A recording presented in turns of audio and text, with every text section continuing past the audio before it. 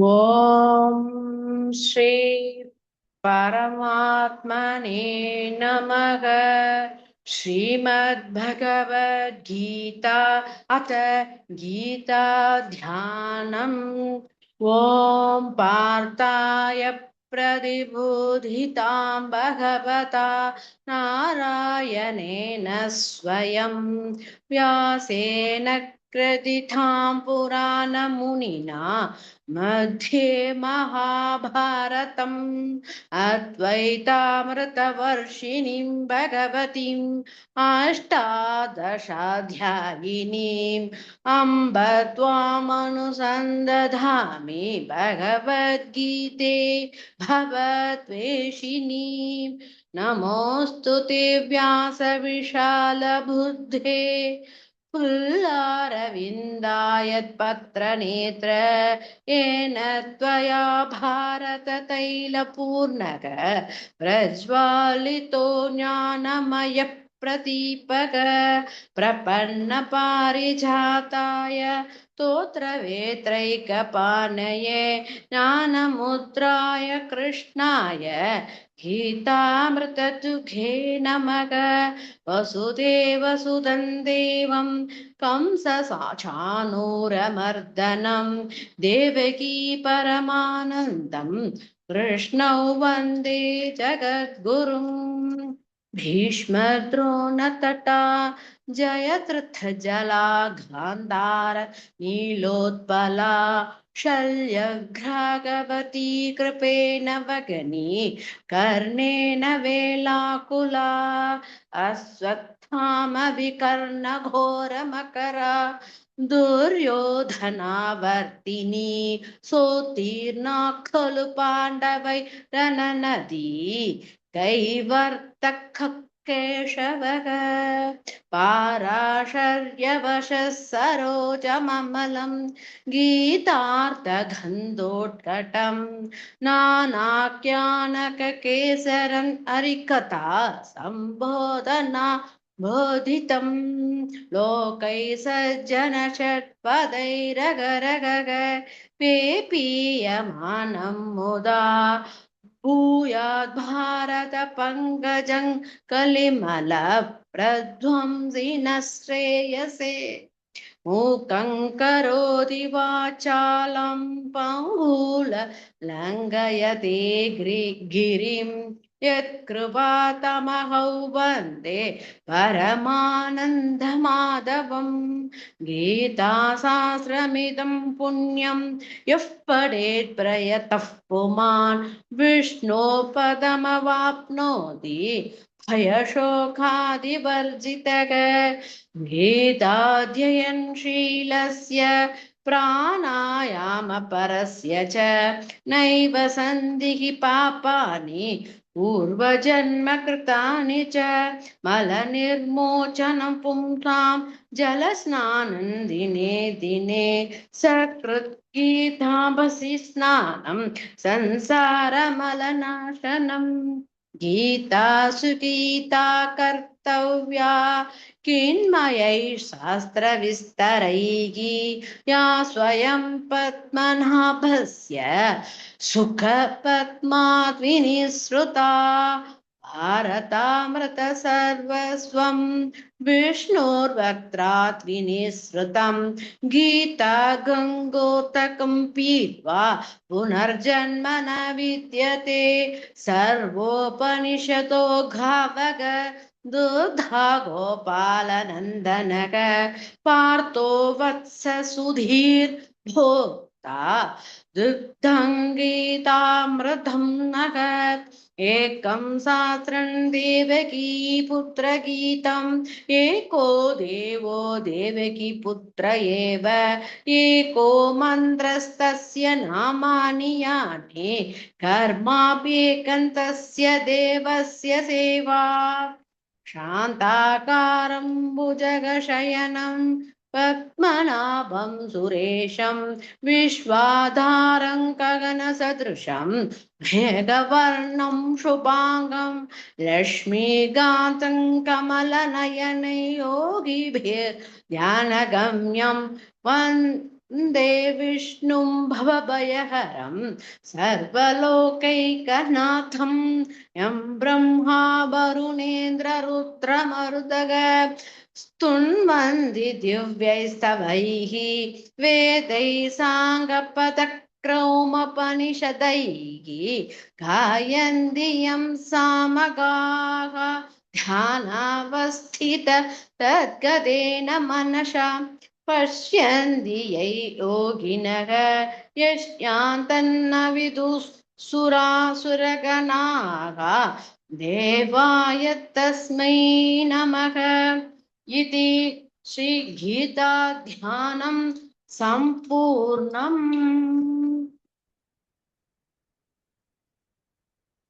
ॐ श्री परमात्मने नमः।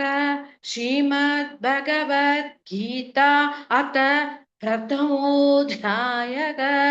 अर्जुन विषाद योगः। धृतराष्ट्र उवाच धर्मक्षेत्रे कुरुक्षेत्रे समवेतायुयुत्सवः मामकाः पाण्डवाश्चैव किमकुर्वत सञ्जय। सञ्जय उवाच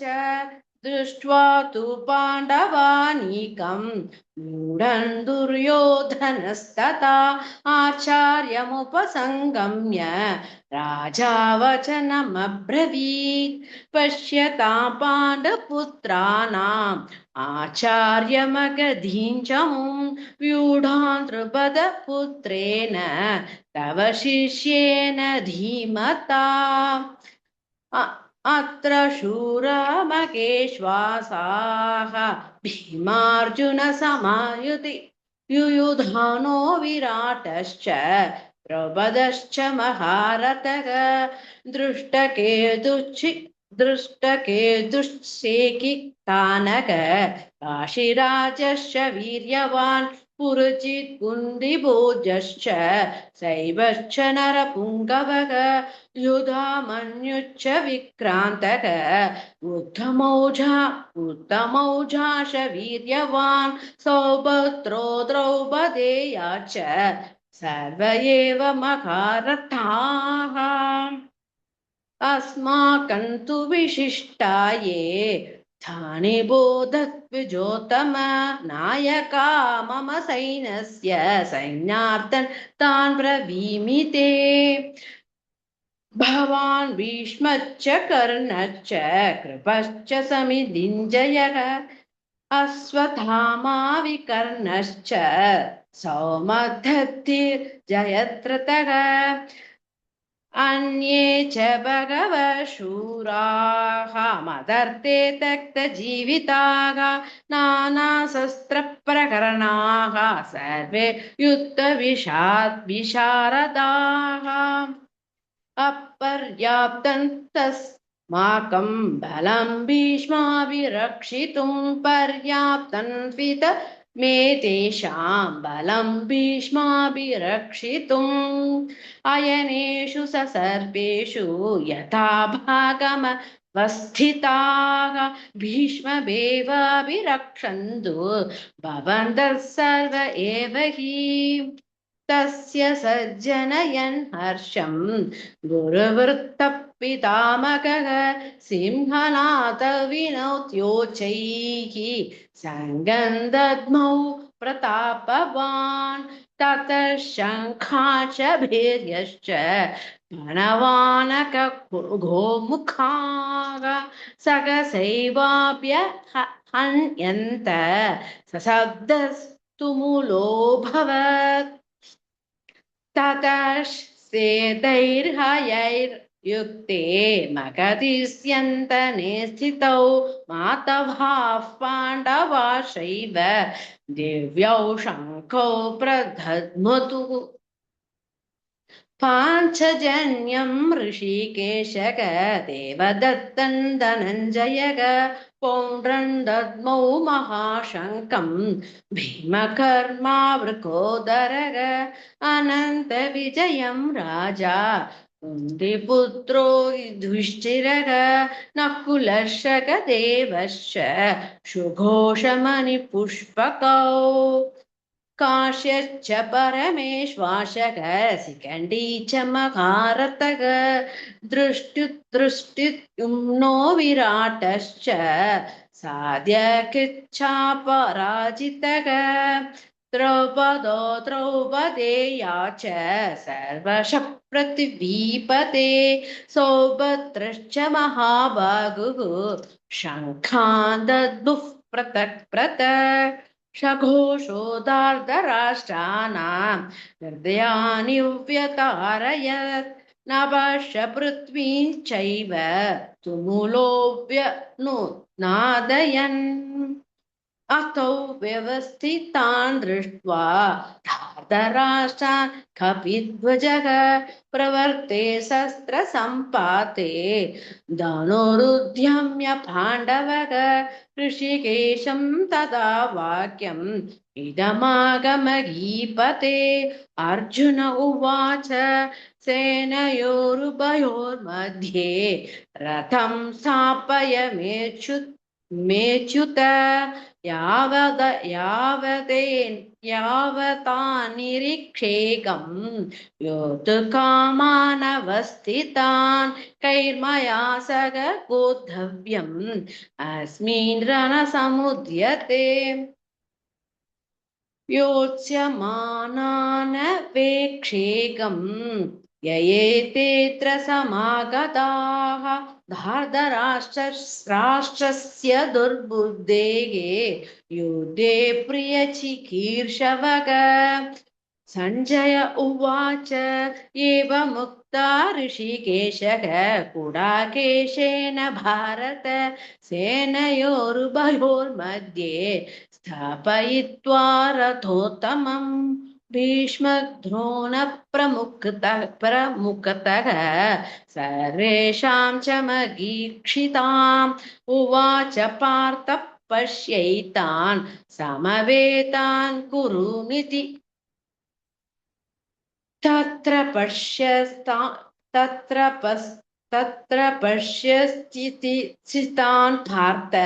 पितॄन् पितामहान् आचार्यान् मातुलान् भ्रातॄन् पुत्रान् पौत्रान् सखींस्तथा सुशूरान् सुहृदैश्चैव सेनयोरुभयोरपि तान् समीक्ष्य स कौन्तेय सर्वान् बन्धूनवस्थितान् कृपया परयाविष्टः विषीदन्निदमब्रवीत् अर्जुन उवाच दृष्ट्वेमं स्वजनं कृष्ण युत्सं समुपस्थितं सीदन्ति मम गात्राणि सुखं च परिशुष्यति वेपतुच्छ शरीरे मे रोमहर्षश जायते काण्डीवं सरं सते हस्तात् त्यक्तैव परिदग्ध्यते न च शक्नोम्यवस्थातुं भ्रमतीव च मे मनः निमितानि च पश्यामि विपरीतानि केशव न च श्रेयोनुपश्यामि अत्वा स्वजनमाघवे न कांक्षे विजयं कृष्ण न च राज्यं सुखानि च किन्नो राजन् गोविन्द किं भोगैर्जीवितेन वा येषामर्थे काङ्क्षितन्नः राज्यं भोगा सुखानि च तमेव स्थिता युद्धे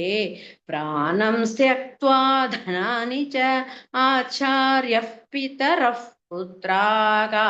तथैव च पितामहाः मातुलाश्वशुराः पौत्रा शालाः सम्मन्ति नस्तथा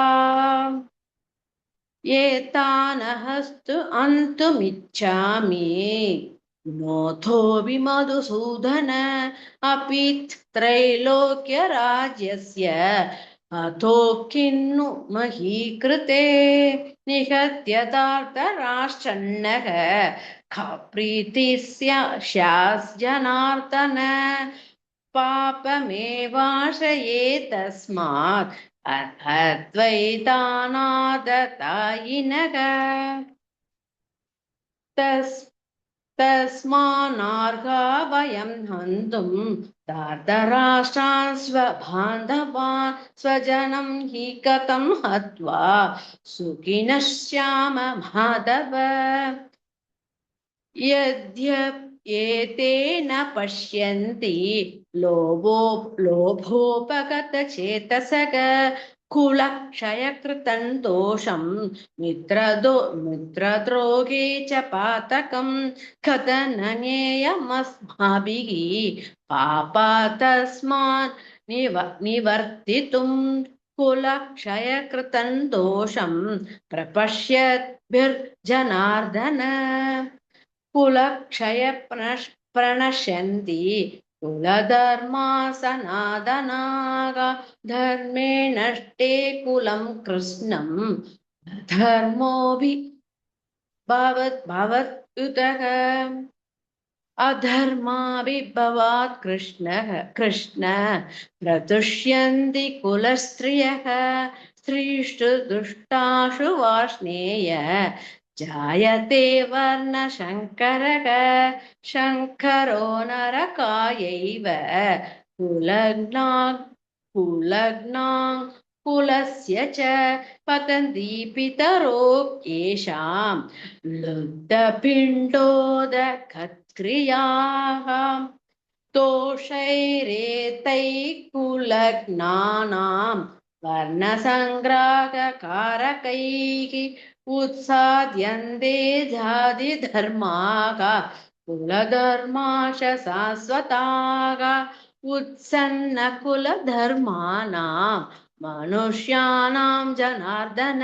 नरके नियतौ वासः भवतीत्यनुशुश्रमः अहो बत भगत्पापं कर्तुव्यवसिता वयं यत्राज्य सुखलोभेन हन्तुं स्वजनमुद्यताः यदि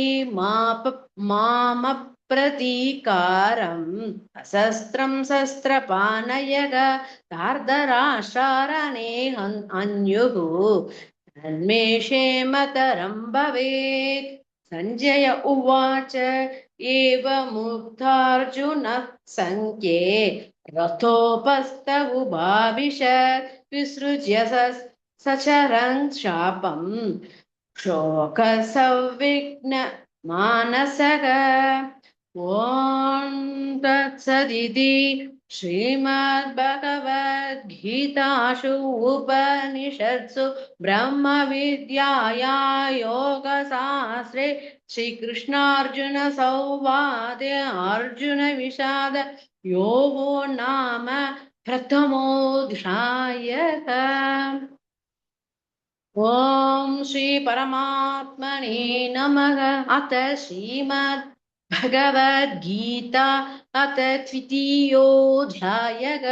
सांख्ययोगः। सञ्जय उवाच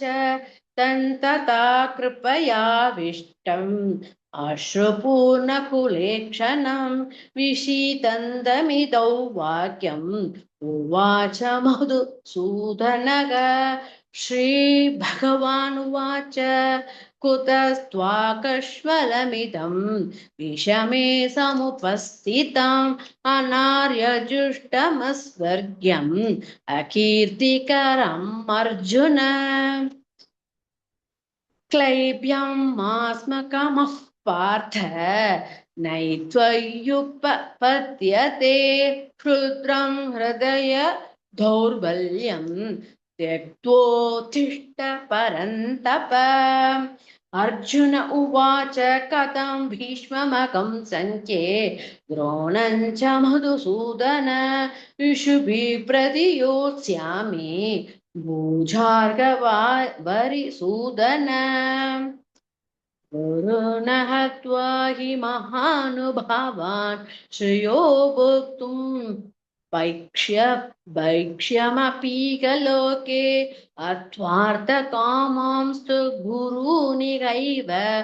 भुञ्जीय भोगान् रुधिरप्रदिग्धान् न चैतद्विद्मः कतरन्नो गरीयग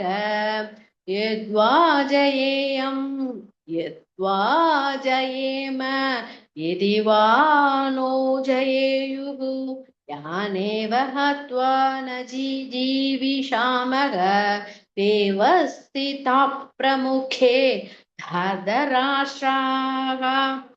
कार्पण्यदोषोपगतस्वभावः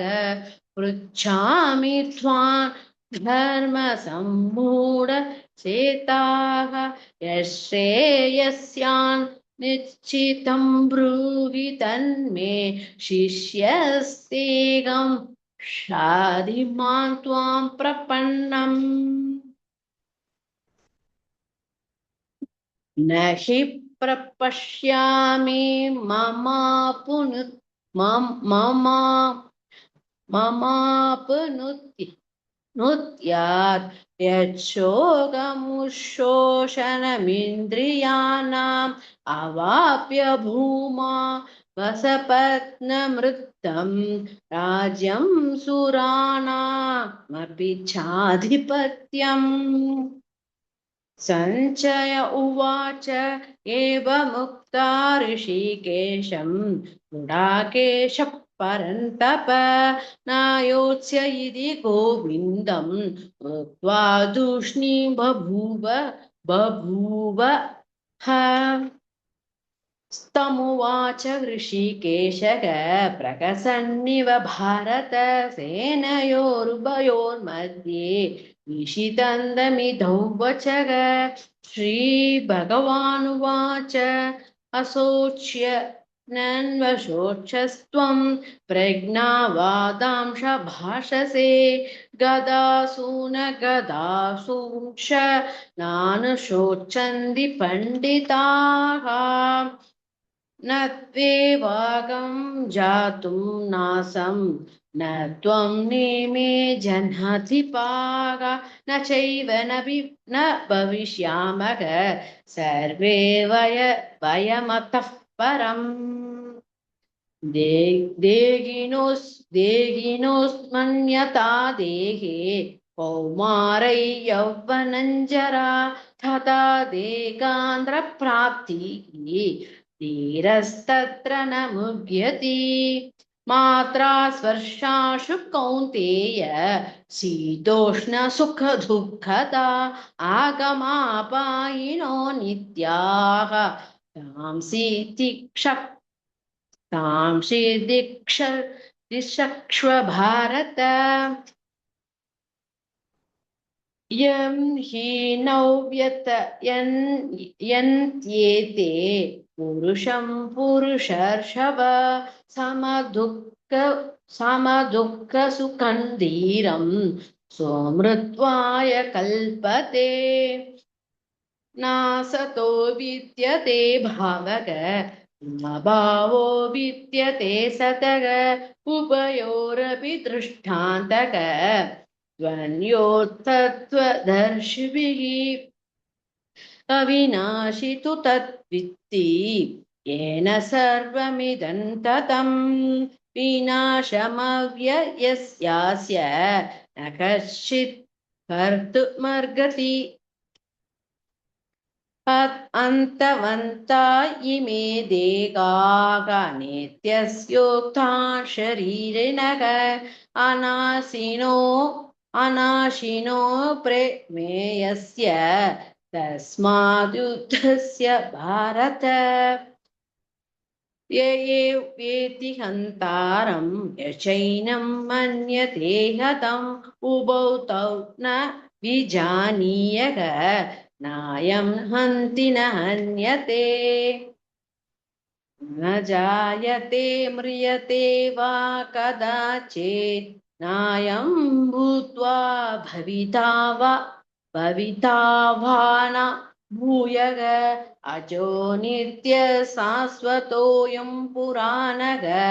न हन्यते हन्यमाने शरीरे वेदा विनाशि नित्यं ययेनमजमव्ययं कथं स पुरुषः पार्थ कङ्घातयति हन्तिकम्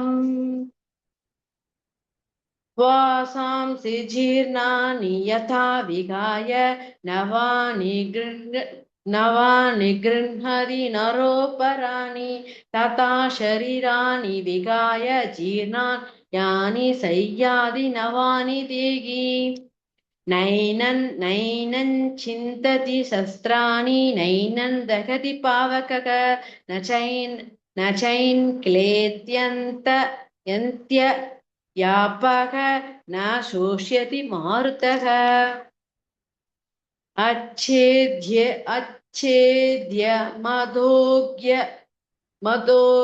मदोग्यम्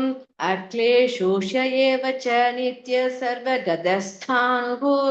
अचलोऽयं सनातनः अव्यक्तोय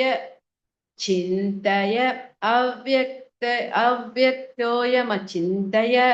यमविकार्य मुच्यते तस्मादेव विदित्वैनं नानुशोचितुमर्हसि अथ चैनं नित्यजातं नित्यो वा मन्यसे मृतं तथापि त्वं महाबाहो नैनं शोचितुमर्हसि जातस्य हि ध्रुवो मृत्युः अधुर्मृत्युः दुर्वं जन्म मृतस्य च तस्मात् परिहार्येते न त्वं शोचितुमर्हसि अव्यक्तादीनि भूतानि व्यक्तमध्यानि भारत अव्यक्तानि धनान्येव तत्र का परिदेवना आचार्यवत् पश्यति कच्छिदेनम् आचार्यवत् वदति तथैव चान्यः आचार्यवच्चैनमन्यः शृणोति श्रुत्वाप्येनौ वेद नैव कश्चित् देहि नित्यमवध्योऽयं देहे सर्वस्य भारत तस्मात् सर्वाणि भूतानि न त्वं शोषितुमर्हसि स्वधर्ममपि सावेक्ष्य न विकम्पितुमर्हसि धर्म्याति युद्धाश्रयोऽन्यत् क्षत्रियस्य न विद्यते यदृच्छया स्वोपपन्नं स्वर्गद्वारमपावृतं सुखिनः क्षत्रिया पात लभन्ते युद्धमीदृशम् अत चेत् त्वमिमं धर्म्यं सङ्ग्रामान् करिष्यसि तत स्वधर्मं कीर्तिं च हित्वा पापमवाप्स्यसि अकीर्तिं चापि भूतानि कथयिष्यन्ति ते व्ययां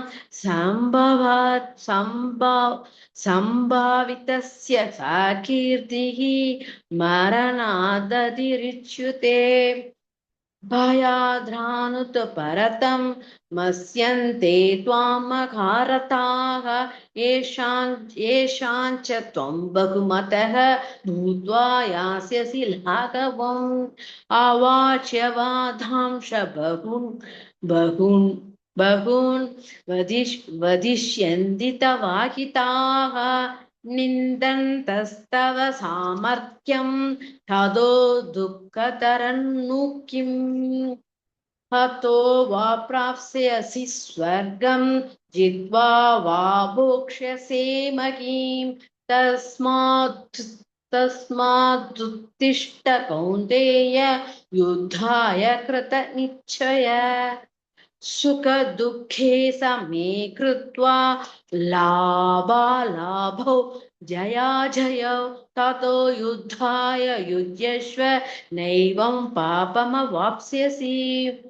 एषा देवी गीता साङ्ख्ये बुद्धिर्योगं त्विमां शृणु बुद्ध्या युक्तो यया पार्थ कर्मबन्धं प्रकाश्यसि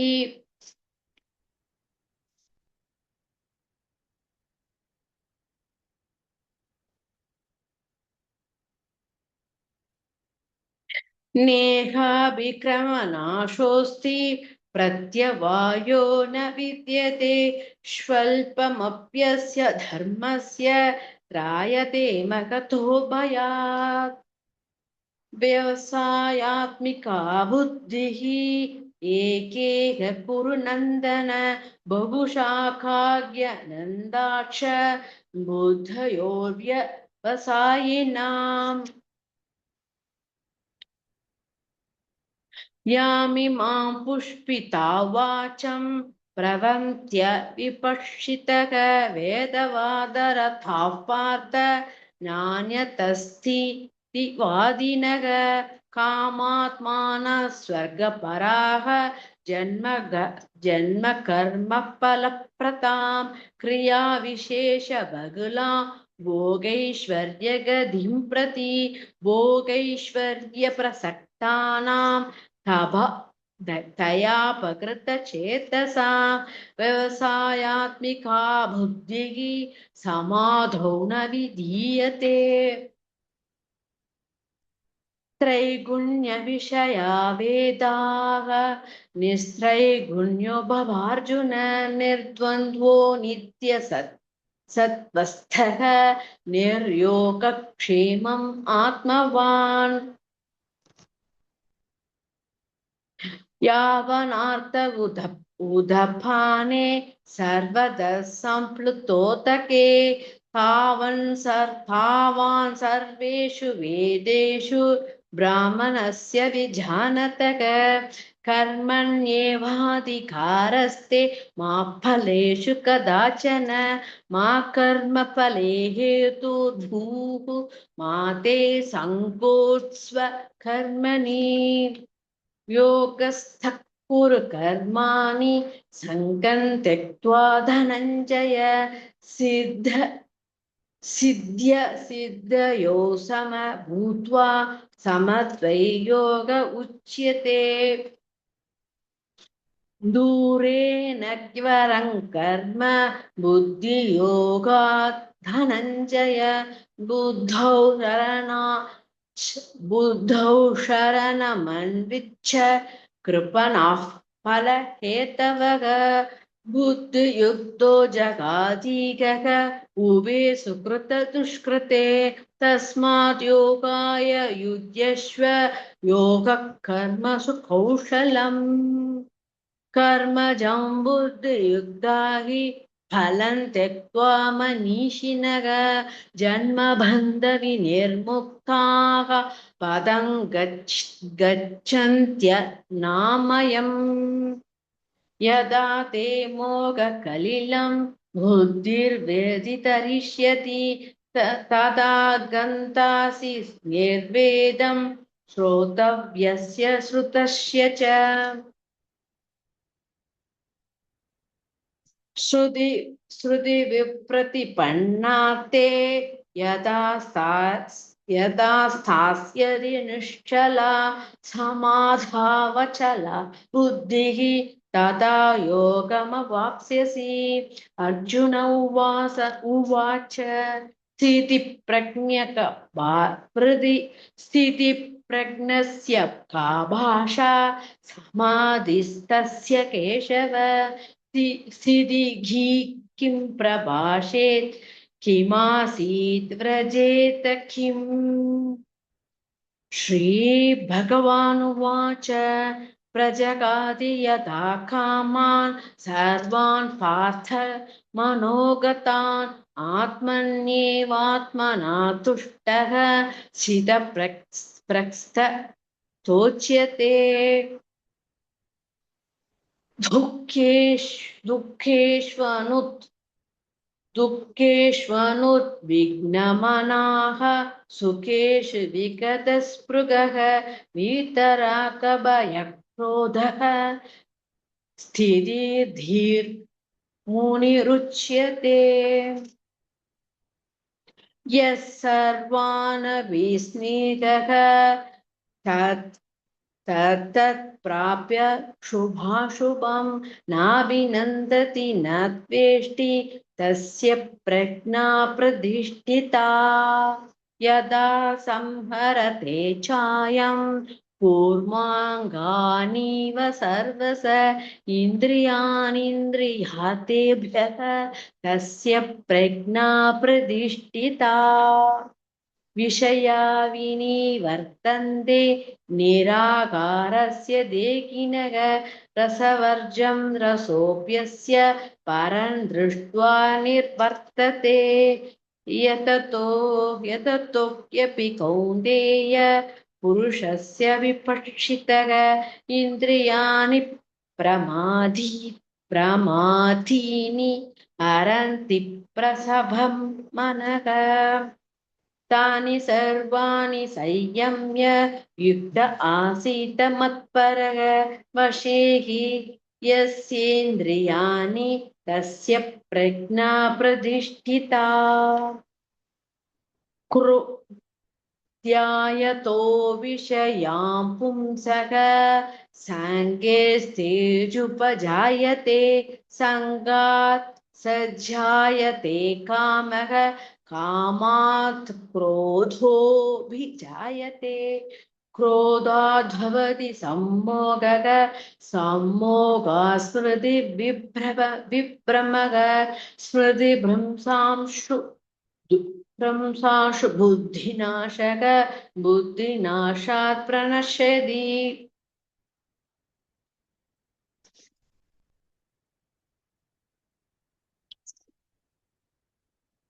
रागद्वेष वियुक्तैस्तु विषयानिन्द्रियैश्चरन् वैशर्विधेयात्मा प्रसादमधिगच्छति प्रसादे सर्वदुःखानां हानिरस्योपजायते प्रसन्नचेतसो ज्ञाशु बुद्धिः पर्यवतिष्ठिते नास्ति बुद्धिरयुक्तस्य न चायुक्तस्य भावना न चाभावयतः शान्तिम् अशान्तस्य कुतः सुखम् इन्द्रियाणां हि चरतां यन्मनोनुविधीयते ततस्य हरति प्रज्ञां वायुर्नवमिवाम्भसि तस्मात् यस्य महाबाहो निगृहीतानि सर्वसः इन्द्रियाणीन्द्रियातेभ्यः तस्य प्रज्ञा प्रतिष्ठिता या निशा सर्वभूतानां तस्यां जागृतिं संयमी तस्यां जागृतिभूतानि सा निशा पश्यतो मुनेः आपूर्यमानमचलप्रदिष्टं समुद्रमापप्रवशन्ति यत्वत् तद्वत् कामायं प्रवशन्ति सर्वे न शान्तिमाप्नोति न कामकामी विहाय कामान् यः सर्वान् पुंसां चरति निःस्पृहः निर्ममो निरहङ्कारः शान्तिम् अधिगच्छति एषा ब्राह्मी स्थितिः पार्थ नैनां प्राप्य विमुह्यति त्वा श्यामन्तकालेऽपि ब्रह्म निर्वाणमृच्छति ॐ तत्सदिति श्रीमद्भगवद्गीतासु उपनिषत्सु ब्रह्मविद्याया योगशास्त्रे श्रीकृष्णार्जुनसंवादे साङ्ख्ययोगो नाम द्वितीयोऽध्यायः ओम श्री परमात्मने नमः। श्रीमद्भगवद्गीता तृतीयोऽध्यायः कर्मयोगः। अर्जुन उवाच जाजसी चेत्कर्मणस्ते मता बुद्धिर्जनार्दन। अर्जुन उवाच जायसी चेत्कर्मणस्ते मदा बुद्धिर्जनार्दन। तत्किं कर्मणि घोरे मां नियोजयसि केशव। व्यामिश्रेणेव वाक्येन बुद्धिर्मोगय जीव मे। तते कौवद निश्चित्य येन श्रेयःमाप्नुयात्। श्रीभगवानुवाच लोकेऽस्मिन् द्विविधा निष्ठा पुरा प्रोक्ता मया नघ। ज्ञानयोगेन साङ्ख्यानां कर्मयोगेन योगिनाम्। न कर्म न कर्मान् न कर्मणा न कर्मणामनारम्भात् नैष्कर्म्य पुरुषोऽश्नुते। न पुरुषोऽश्नुते न च सन्न्यस नादेव सिद्धिं समधिगच्छति। न हि कच्चित् क्षणमपि जातुं तिष्ठत्य कर्मकृत् कार्यते ह्यवशः कर्म सर्वप्रकृतिजैर्गुणैः। कर्मेन्द्रियाणि संयम्य य आस्ते मनसा स्मरन् इन्द्रियार्थान् विमूढात्मा मिथ्याचरश्च उच्यते। यस्यिन्द्रियाणि मनसा नियम्यारभतेऽर्जुन कर्मेन्द्रियैः कर्मयोगम् असक्तः स विशिष्यते। नियतं कुरु कर्म त्वं कर्मज्यायजोग्य कर्मणः शरीरयात्रापि च ते न प्रसिद्ध कर्मणः। यज्ञार्थः कर्मणोऽन्यत्र लोकोऽयं कर्म बन्धना। तदर्थं कर्म कौन्तेय मुक्तसङ्गः समाचर। सग यज्ञा प्राज्ञाः सग प्रज्ञा सग यज्ञा प्रज्ञा सृष्ट्वा पुरोवाच प्रजापतिः अनेन प्रसविष्यध्वम् येष्वोस्त्विष्ट कामधुक् देवान् भावान्यतानेन ते देवा भावयन्तु वः परस्परं भावयन्तः श्रेयः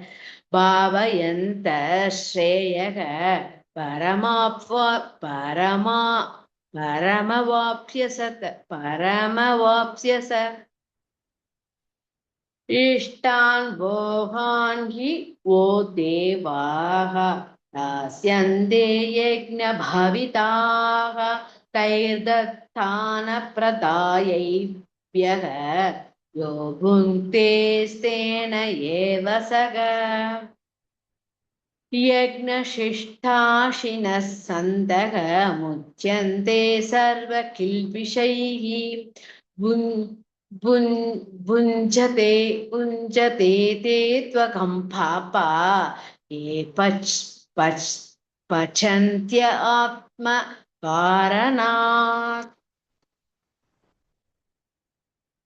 अन्नात् भवन्ति भूतानि पर्जन्याथन्न सम्भवः। यज्ञात् भवति पर्जन्यः यज्ञः कर्म समुद्भवः। कर्म ब्रह्मोद्भवं विद्धि ब्रह्म राक्षस समुद्भवम्। समुद्भवं तस्मात् सर्वगतं ब्रह्म नित्ययज्ञे प्रतिष्ठितम् एवं प्रवर्तितं चक्रं नानुवर्तयदीगयः अगायुरिन्द्रिया रामः खं पार्थ स जीवति यस्य वात्मरेतिरेव स्यात् आत्म आत्म आत्मतृप्तक्षमानवः आत्मन्येव स सन्तुष्टः तस्य कार्यं न विद्यते नैव तस्य कृतेनार्थः न कृतेनेक कश्चन न चास्य सर्वभूतेषु कच्चिदर्थव्यपाश्रयः तस्मासक्तः सततं कार्यं कर्म समाचर असक्तो असक्तोऽप्यचरन् कर्म परमाप्नोति पूरुषः कर्मणैव हि संसिद्धिम् आस्थिता जनकादयः लोकसङ्ग्रहमेवापि सम्पश्यन् कर्तुमर्हसि यद्यथाचरति श्रेष्ठः तद्ददेवेतरो जनः स यत्प्रमाणं कुरुते लोकस्तदनुवर्तते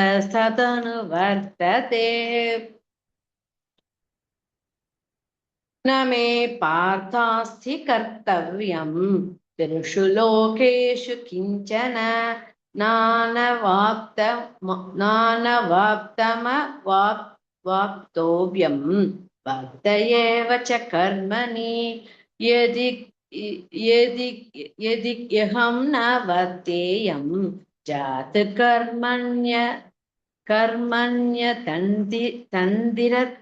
कर्मण्यतन्द्रितः मम वर्त्मानुवर्तन्ते मनुष्याः पार्थ सर्वशः उत्सीदेयुरिमे लोकाः न कुर्यां कर्म चेदकं शङ्करस्य च कर्ताश्याम् उर्वहन्यामिमाः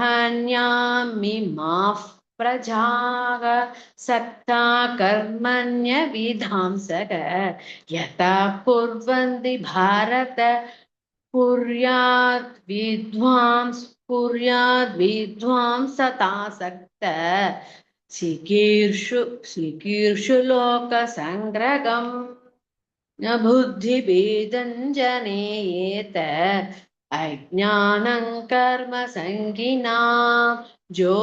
जोषयेत् सर्वकर्माणि विद्वान् युक्तसमाचरन् प्रकृते क्रियमाणानि गुणैः कर्माणि सर्वश अहङ्कारविमूढात्मा कर्ताहमिति मन्यते तत्त्ववित्तु महाबाहो गुणकर्मविभागयोः गुणगुणेषु वर्तन्ते इति मत्वा न सज्जते प्रकृतेर्गुणसम्मूढाः सर्जन्ते गुणकर्मसु तान् कृत्स्नं विदो मन्तान्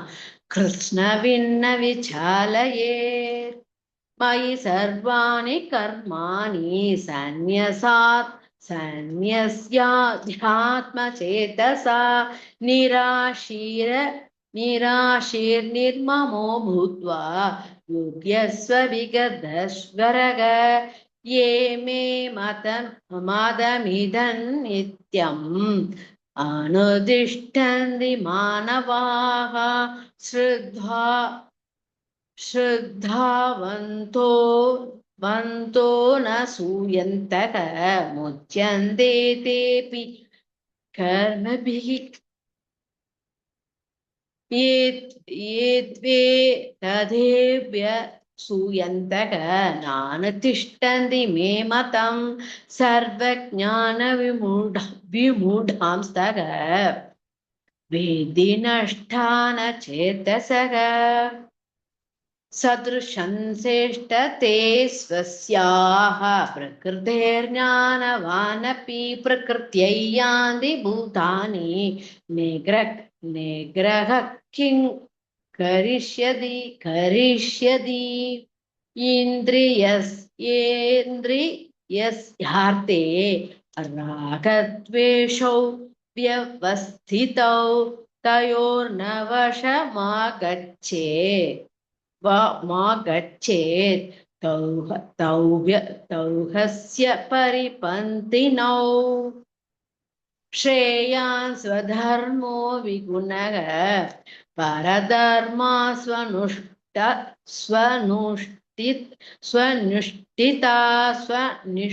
स्वनुष्ठिता स्वधर्मे निधनं श्रेयः परधर्मो भयावहः अर्जुन उवाच अथ केन प्रयुक्तोऽयं पञ्चरति पूरुषः अनिच्छन्नपि वाष्णेय बलाधिव नियोजितः श्रीभगवानुवाच काम एष क्रोध एषः रजो गुणसमुद्भवः महाशनो महापाप्मा विध्येनमिह वैरिणम् धूमेनाव्रियते वह्निः यथादर्शो मलेन च यतोऽल्पेनावृतो गर्भः तथा तेनेदमावृतम् आवृतं ज्ञानमेतेन नानिनो नित्यवैरिणा कामरूपेण कौन्तेय दुष्पूरेण नलेन च इन्द्रियाणि बुद्धिः अस्याधिष्ठानमुच्यते विमोगायत् एष ज्ञानमावृत्य देहिनम् तस्मात्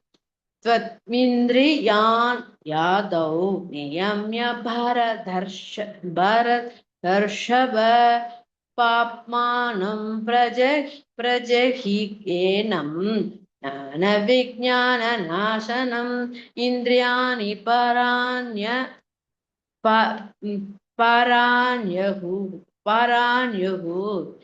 इन्द्रियेभ्यः परं मनसस्तु परा बुद्धिः परतस्तु सः एवं बुद्धिः परं बुद्ध्वा संस्तभ्यात्मानमात्मना जगिशत्रुं महाबाहो कामरूपं दुरासतम् ॐ तत्सदिति श्रीमद्भगवद्गीतासु उपनिषत्सु ब्रह्मविद्यायां योगशास्त्रे श्रीकृष्णार्जुनसंवादे कर्मयोगो नाम तृतीयोऽध्यायः हरिः ओम्।